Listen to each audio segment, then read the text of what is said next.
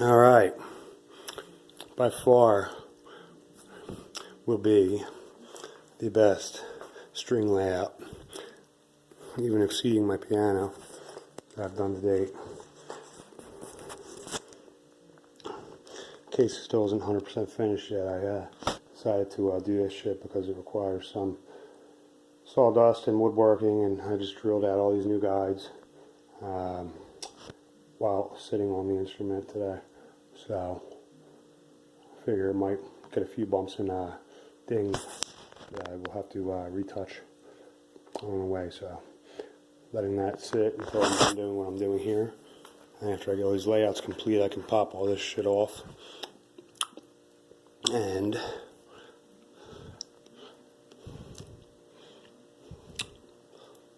take the instrument body upstairs. This is a neat little feature I decided to implement into this piece. It's a removable surface for minor repairs and adjustments. Removable cap that'll go here to fill that gap. So it'll close that gap off because there's no need for a gap on a harpsichord. There's no hammer swinging up. This is where all the action comes. Straight up to these slots. Similar to how a piano damper would function on a forte piano. But that'll be cool because this is all fixed in place. My manual deck is fixed to the instrument. The main board is fixed to the instrument. This is permanently fixed when it's done. And if something were to go wrong in here mechanically, it would have to be repaired, and doing that would be quite a task, having to remove all of that stuff in the way that is permanently fixed to the instrument's body.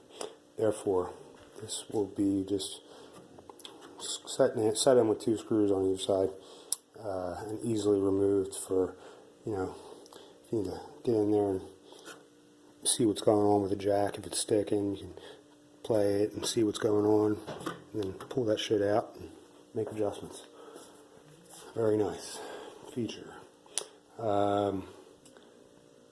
Like I said, this is going to exceed the piano string layout simply because, like I said the other day, every time I do this, I get better because I gain a further understanding of it. This will keep the string layout clean and uniform. It's a middle guide. And it'll also improve the alignment of the plectra that hit the string. And in addition to that, it will create more of an even temperament straight across, is what I believe it's referred to in musical terminology. The way the bridge is laid out can be very, I forget what the other one's called. Anyway, I know even temperament is when there's basically, for the most part, a straight line as far as the spacing and the drop in the notation with the pitch.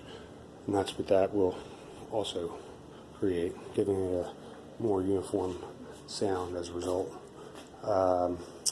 Re-drilled this because the first time that I made this, I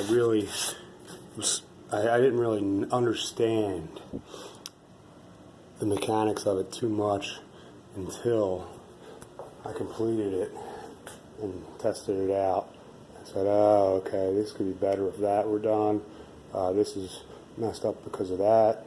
And one of the main issues with sending flat is because it had a string that laid across flat wood, and it didn't necessarily touch the pin before the wood, and it gave it a very dull and flat sound for some of the notes, which is not the way it's supposed to be. This is why I re-drilled this, because this is lower, and it will hit the metal before it crosses the bridge. The hitch rail will be higher than the bridge, and it will sink down similar to that, and the hitch pins will be seated at the back, so the string will not touch wood until about here, and then it will be anchored into the hitch pin. Same thing up here. This is just a template that I'm going to trace on the vellum paper and then remove it and make this on a separate piece of wood. That will be the front guide bridge. And then it will go down into the tuning pins, which will be installed in this. It's going to sound a lot better. It's going to look a lot better, sound a lot better. It's going to be a nice little piece, worthy of doing. Alright, love Shock.